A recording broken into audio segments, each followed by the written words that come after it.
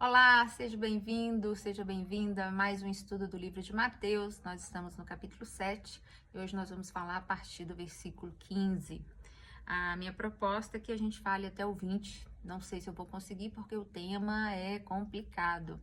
Mas se tem uma coisa que caracteriza não só esse tema, como o próprio Jesus, é pertinência. Pertinência é essa palavra. Né? É a palavra porque tem tudo a ver com o que a gente está vivendo nos dias de hoje. Traz essa palavra de Jesus, ela é uma palavra de alerta, né, abram os olhos de vocês, olha, cuidado para vocês não serem enganados, porque isso é responsabilidade sua. Então, fica aqui um pouco, se instrua a respeito dessa verdade, né? Você precisa desenvolver a sua consciência espiritual para você aprender, tomar decisões, saber do que você está se alimentando espiritualmente. Jesus fala, então, acautelai-vos, porém, dos falsos profetas, que vêm até vós disfarçados em ovelhas, mas interiormente são lobos devoradores. Jesus vai falar, olha, continua aqui, colhem-se uvas de espinheiros. Se o fruto é ruim, é porque a árvore é ruim. Se o fruto é bom, é porque a árvore é boa. Então, Jesus está falando com a gente, olha, prestem atenção aonde vocês estão se instruindo. Mas para a gente entender, né, esse contexto da gente se acautelar, da gente ter cuidado com os falsos profetas, né, esses falsos profetas que querem, ele vai falar em outra passagem, querem consumir a alma de vocês, querem consumir o poder de vocês, querem consumir tudo que vocês têm. A gente precisa entender a relevância dessa figura para a vida dessas pessoas, tá? O profeta era um elemento importantíssimo dentro da religião judaica. Ele não era o sacerdote. Você tem o sacerdote e você tem o profeta. São elementos distintos. Enquanto o sacerdote ele era responsável por todo o culto da religião, ele era responsável essencialmente pelos sacrifícios que eram feitos no altar, o profeta, ele tinha essa responsabilidade de trazer, de levar sempre ao povo uma mensagem do próprio Deus. Ora, por revelação em sonhos, ora por uma palavra profética, ora por meio de uma metáfora, de um elemento exterior, mas de maneira que o profeta era essa pessoa que trazia essa mensagem. Né? Ou era uma mensagem preditiva de algo que fosse acontecer no futuro, ou talvez uma proclamação do que era a palavra. Palavra até então, no Velho Testamento, é sempre relacionada com as leis de Moisés. Né? A gente não pode esquecer disso, que a referência que o povo judeu, a religião judaica tinha como leis de Deus era a lei que foi passada por Moisés. Vale lembrar também que Moisés é o primeiro homem profeta que a gente tem na história da sociedade judaica. Então, Deus levanta Moisés como profeta daquele tempo. Moisés estabelece as leis. Até João, né, que o próprio Jesus vai dizer que João foi o último dos profetas. Nós tivemos ao longo dessa história aí alguns profetas que profetizavam para uma nação, para uma grande coletividade, e ora profetizavam para pessoas individuais, falavam, né, detalhadamente, olha, eis que o Senhor manda te dizer fulano de tal. E aí, como aconteceu, por exemplo, do profeta Natã, né, com Davi, quando o profeta falou ali uma palavra de Deus para ele. Natã era um profeta.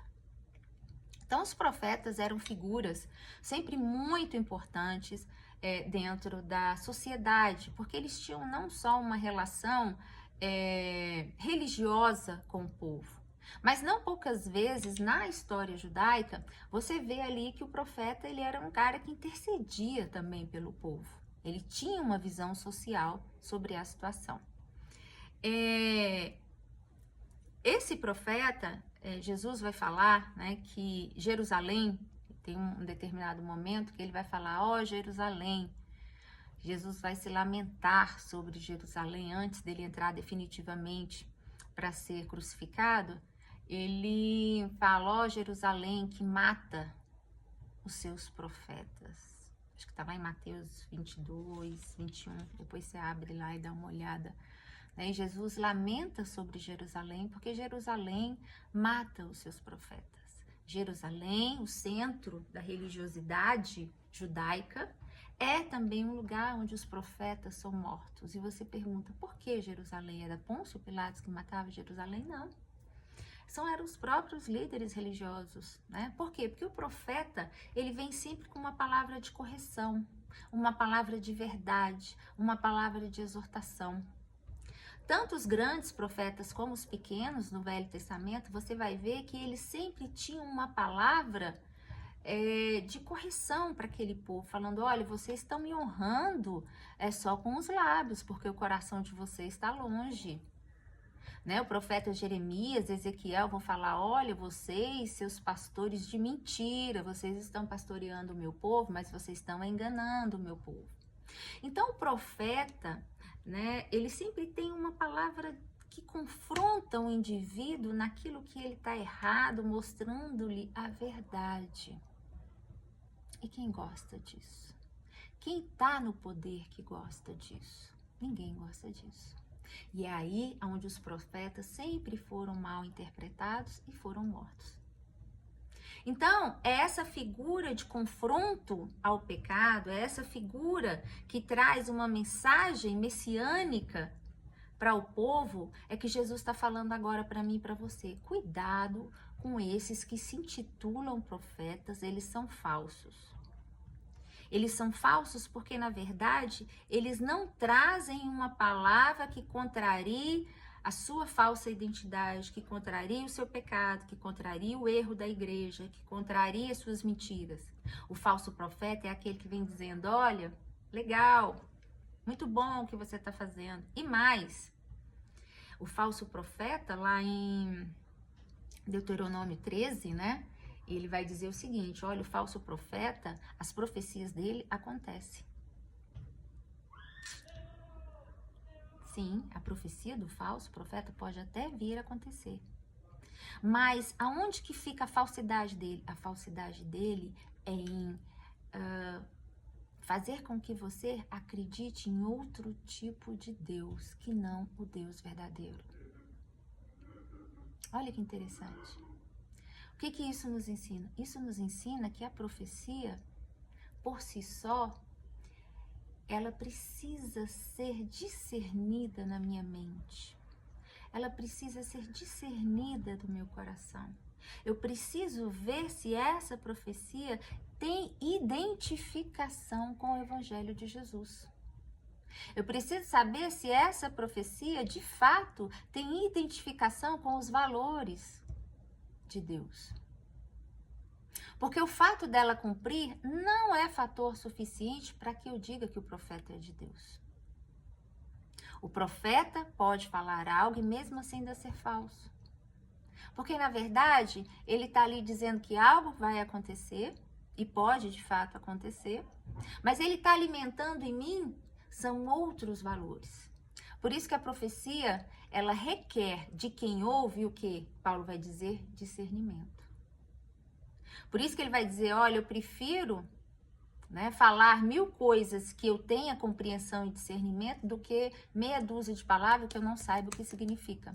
Porque o que é importante para nós é sabermos que a gente precisa discernir as profecias que nos são dadas. Quando eu venho para o Novo Testamento, você vai ver que no Novo Testamento todo não existe mais profetas.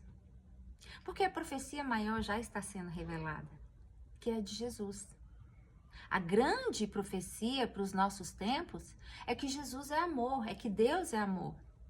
Que é uma profecia totalmente mal interpretada, a ponto de que mataram ele e continuam matando Jesus em cada esquina. Continuam levantando a cruz em cada esquina das nossas cidades. Porque não souberam interpretar e nem aceitam a profecia do amor.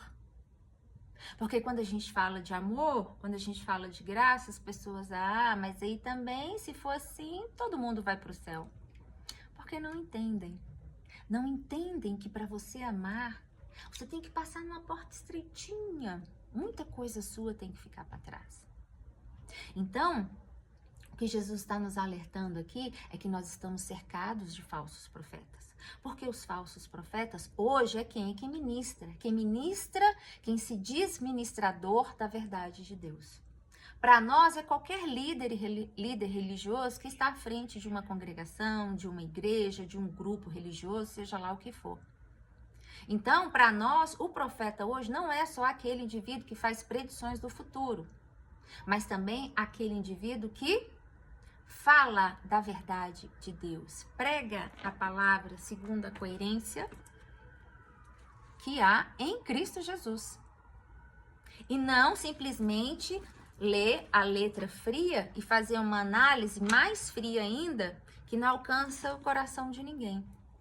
Esses que criam as suas próprias teologias, pregam de maneira absurda, esses sim são falsos profetas, porque estão desorientando as ovelhas, estão manipulando as ovelhas, estão contaminando a mente e o coração do povo. É isso que Jesus fala. Então a gente precisa estar de olhos abertos, porque isso contamina, e isso foi o que nós mais temos visto. A gente tem visto pastor que estupra, pastor que bate, pastor que só quer ganhar dinheiro, que só quer andar de carro caríssimos, que joga dinheiro pela janela do carro, em outras palavras. O que Jesus está falando é que o falso profeta, esse camarada que traz essa verdade, ele tem que ser coerente com a verdade que ele traz. Ele tem que ser coerente com a verdade que ele traz. Quando Jesus foi despachar os discípulos para fazerem a obra, o que ele falou? Leva uma bolsa, leva uma túnica. Mais à frente a gente vai ver que ele não tinha onde reclinar a cabeça, uma vida simples, uma vida coerente com aquilo que o Evangelho ensina. A gente não está aqui falando de voto de pobreza, a gente não está falando aqui de mediocridade, a gente não está falando aqui do outro extremo. O que a gente está falando aqui é que quem se intitula, né, quem quer estar nessa condição de ser um pregador da verdade, né, dessa profecia maior, que é a profecia do amor, que é falar sobre amor, que é viver o amor, que é transmitir amor. Quem se propõe a isso tem que ter uma vida coerente com essa verdade. É isso que Jesus está falando. Por quê? Porque isso vai estar aqui, ó, no nosso meio, e está no nosso meio o tempo todo. Só não ver quem não quer.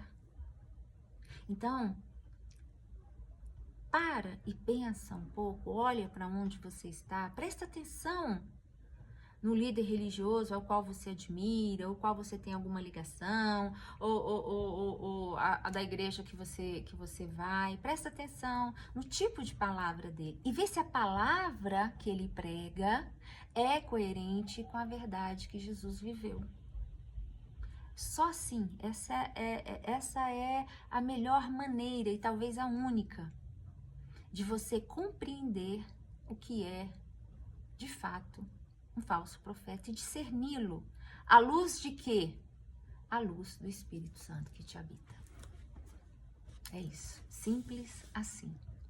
Mas que a gente não pode dizer depois que a gente não sabia que éramos, né, todos aí envolvidos pelos falsos profetas, porque eles estão à nossa porta querendo uma ovelha para tragar e para chamar de sua, tá bom? Deus te abençoe e que revelações maiores Deus possa trazer ao seu coração.